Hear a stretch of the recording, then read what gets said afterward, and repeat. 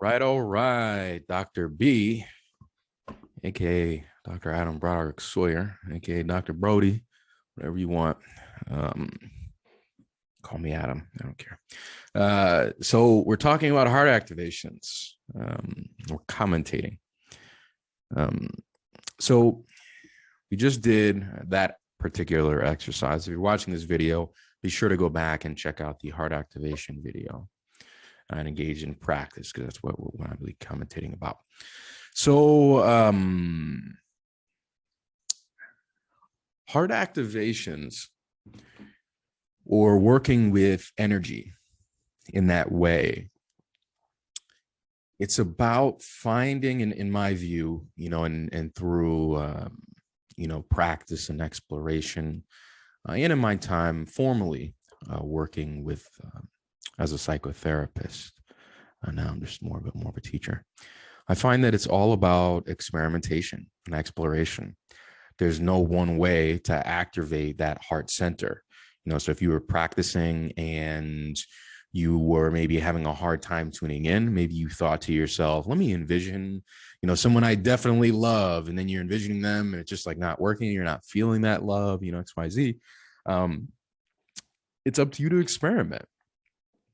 Because when our hearts are open, okay, and let's just be real about it. I'm just going to get real with y'all. When our hearts are fully open in that way, when the heart center or chakra, okay, or wheel, when it's open, love doesn't just look for what we want to feel or what we don't want to feel. It's just open and connected. So love can also bring in more complicated emotions like loss or anger. Right. So as we expand this energy center and say, for instance, I'm thinking of a loved one, thinking of a child, or thinking of a pet or something like that. My love and the intensity as that expands, right? Just imagine that ball, right? As that love becomes very conscious and expands as an energy, as an emotion, I'm also going to be like, oh no, or part of me, oh no, I'm going to lose, I may lose that person, one day. That being who I'm loving, they may experience pain. What if they're having a bad day? So love is so sensitive to suffering and the potential for suffering. Okay. So with that, the unconditional love is meant as an energy. So when we localize it too much, right? When we localize that energy center, when we sort of engage that energy center, and then we imagine like our spouse or our child or XYZ, when we fixate the love only on that being, we sort of lock in the energy towards that being.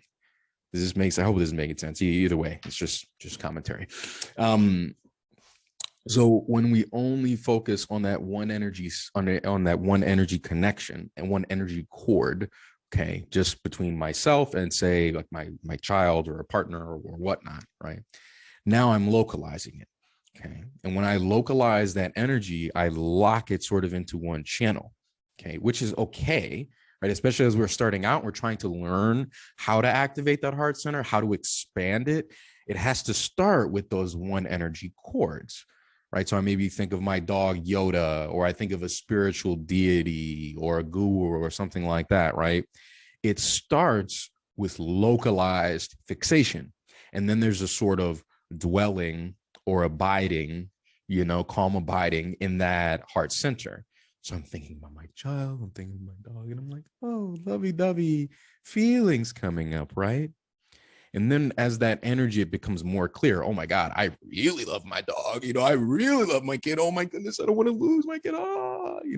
That expands, right? We have to be comfortable with some of those more complicated, well, what about loss? What about this? Before we can fully sort of expand. But the eventual goal is to expand the heart center, right, to the point where we can be kind and loving towards anybody, including ourselves, on command, like that. Okay. And kindness doesn't always mean tenderness. Sometimes kindness, means telling somebody about themselves. You know what I mean?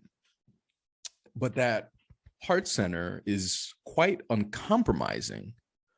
Okay. When we talk about unconditional love, when we mean, what you would do for your kid or for your spouse, right? These different things, they're uncompromising, right?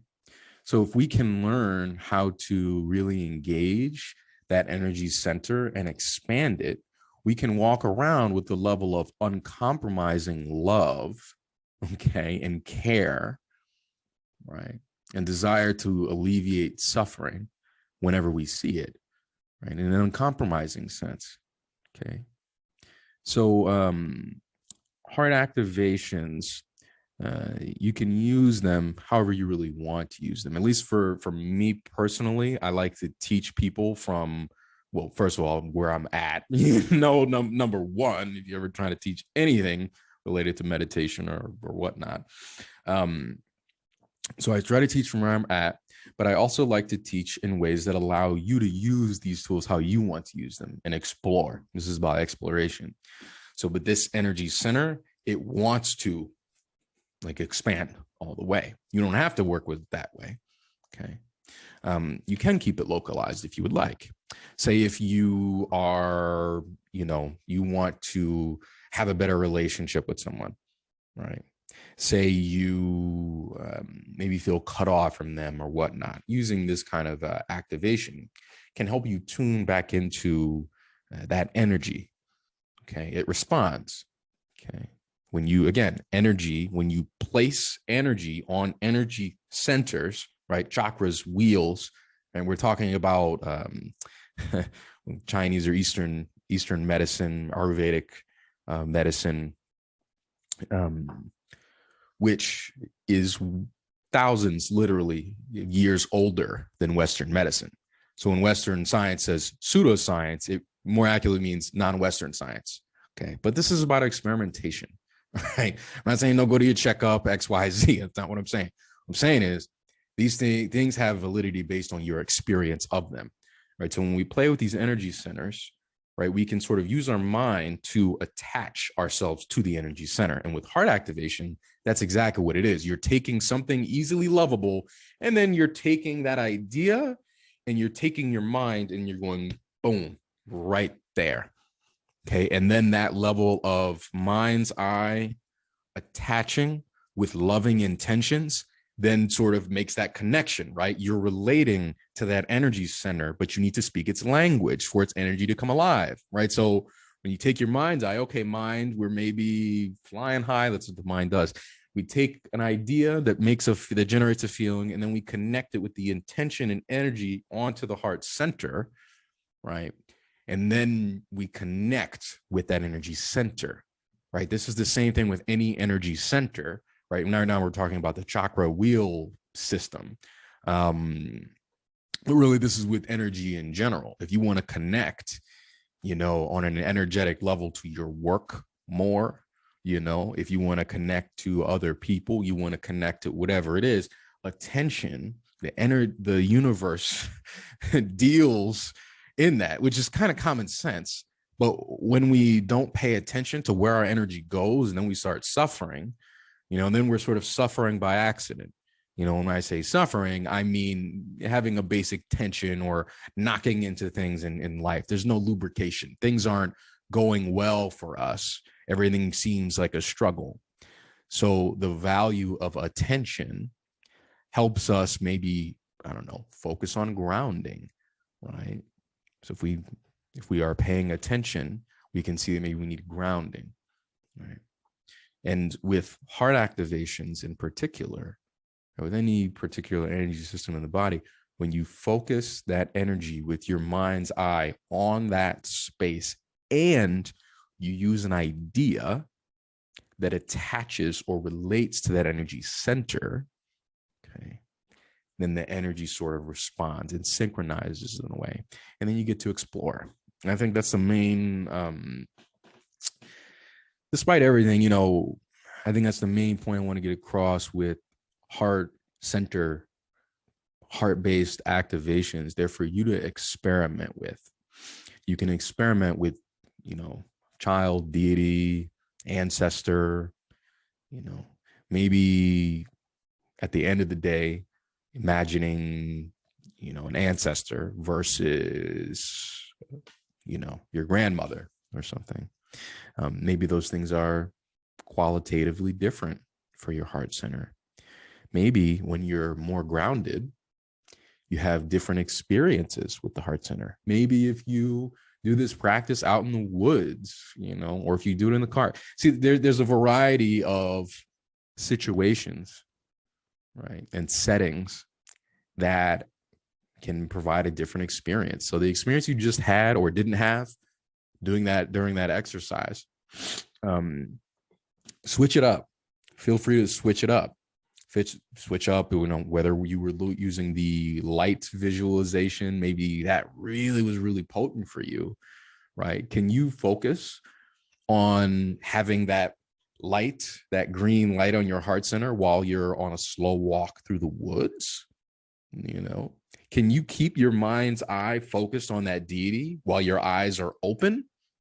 Can you imagine their love flowing into you? Like while you're sitting in class or sitting in the car or sitting at it's energy, right? The only reason we just closed our eyes there was to help you focus, right?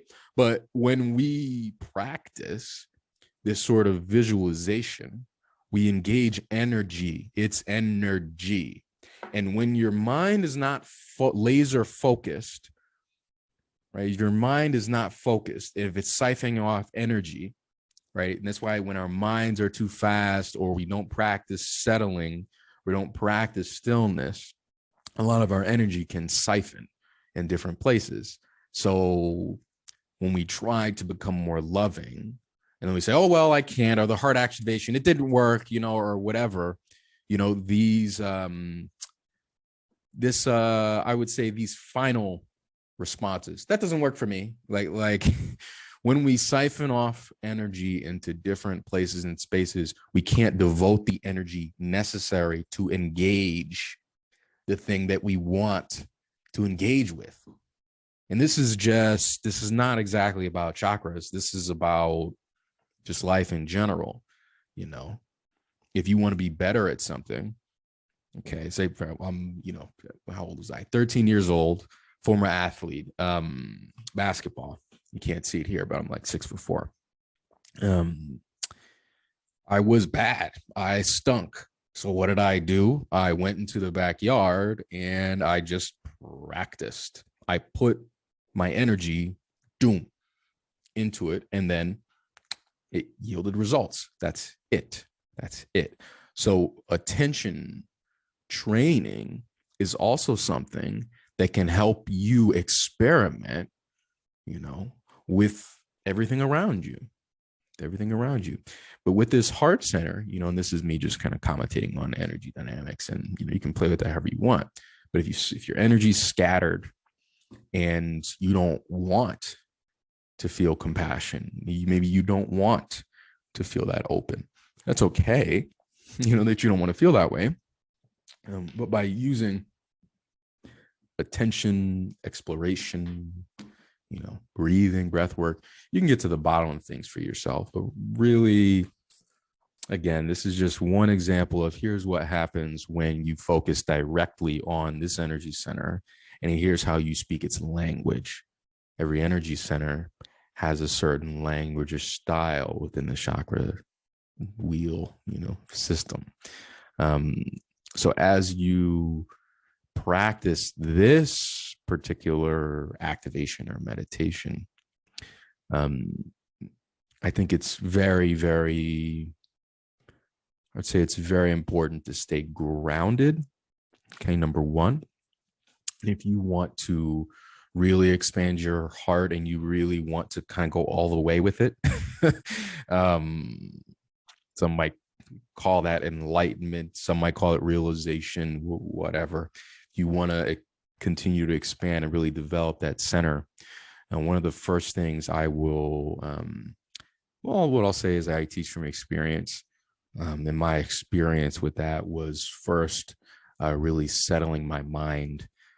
So I did basic concentration practices for about, let's say 9 months to a year. about 6 years in of inner exploration. So year one was really about focusing that attention to be able to focus on the breath. Mind goes away, and I would just stay with the breath. And then once I could focus, right, then using heart activations, it made it a lot easier to focus. Okay, so things that my mind would say, like, oh, well, you're not worthy of love, or this is bullcrap, or what are you going to have for lunch, or whatever, all of that chatter, it really slowed down with my investment in a practice of slowing down my mind. Okay. So as I would sit every morning and practice that muscle, that attention muscle, it was actually preparing me to be able to focus more clearly on these energy centers and working with them. Okay. And slowing down your mind is a great investment in anything you really want to do, because it makes it so that you can see reality way clearer. So whether you're doing heart activations or whatever you want to do in life, seeing clearly is a damn good investment. Our minds just move a little too quickly. But y'all can check out my channels and content. I'll be talking plenty about the mind, just not today. So once the mind is a little bit slower, then when you try to focus or envision that deity or that child or whomever, that pet, it becomes easy to become absorbed. And it's almost like a spotlight that heats things up. Okay, so when your attention goes on to something, right, just imagine it heating up the dynamic. So it heats up the thing that you're watching, right? So the heart center. And then it's also sort of heating up your awareness and connection with it. Okay, so you imagine energy cords, right? So here's the cord and I'm focused, right? So now the cord is heating up. The dynamic, the energy is heating up. Okay, so then that expanse becomes a product of your ability to focus on the energy. Because when we lose focus, it's almost like you're focusing, it's going boom, and then you lose focus, and then it goes boom, and you have to go back. See what I'm saying? So the more you can laser focus and hold that focus, right, the more the dynamic is going to heat up. Okay, just where attention goes, energy flows. All right, where attention goes, energy flows. Okay. So when as you're practicing that particular process, I would say it's one, understanding the dynamic of attention and the mind. Okay, and everyday basic meditation practice. And when I say basic, I mean focus on the breath. When the mind goes away or you get distracted, you name what distracted you: thought, sound. You don't say this thought or this kind of sound or this specific emotion. You don't pontificate about it. Thought, sound, emotion, and then you come back to the breath. And then the mind's going to do that again. And then you go thought, sound, whatever it is, boom, bring it back. And you keep doing that every day until eventually your mind just gets quiet. That's basic concentration practice. You can do eyes open. I recommend eyes closed, generally speaking, but teach their own. So if you do not have a developed attention practice like that, and you just want to use the heart activation effectively without that process of slowing down your mind, or maybe your mind's already slow. Another way you can pull the mind in rather than trying to slow the mind down through training, you can essentially overwhelm your mind with a very emotionally charged deity or a very emotionally charged loved one or someone you lost or something like that. There's something that just pulls your heart almost out of your chest so that it swallows your mind. That's what we want. We want to really allow ourselves to feel and open in that way. So sometimes it's not really about your mind. Sometimes it's about the power of your visualization and your emotional connection to what it is, that you want to waken up this center. right? And there are also little ways you can activate the heart center. I won't go in too much too much here. Clearly, I have a lot to say.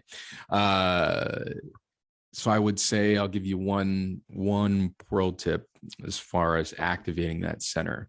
It's physical, so it's just on subtle levels. Okay, so the energy of the chakra system, or some might call prana or chi. Again, it's Eastern medicine. Well, Eastern medicine, but actually just in your body, it's anatomical. Just experiment, you experiment. So it's subtle physicality, prana, chi. It's just very fine energy, the finest energy in the universe. So that means that it does have a physical component. So when you tap on that heart center and you focus and you tap, I like to tap sort of here so you can see me. I go sort of here, just like that. And I envision that love and I focus my attention on growing that energy. The tapping actually activates some of that energy. Okay. So these are things I want you to just experiment with, play with. I know that Western science and mindfulness teaching and all of that may have things to say or not say, about energy centers, chakras, XYZ. I just want you to all to keep in mind that indigenous methods of healing are older than Western science. Okay. It's not that Western science is wrong.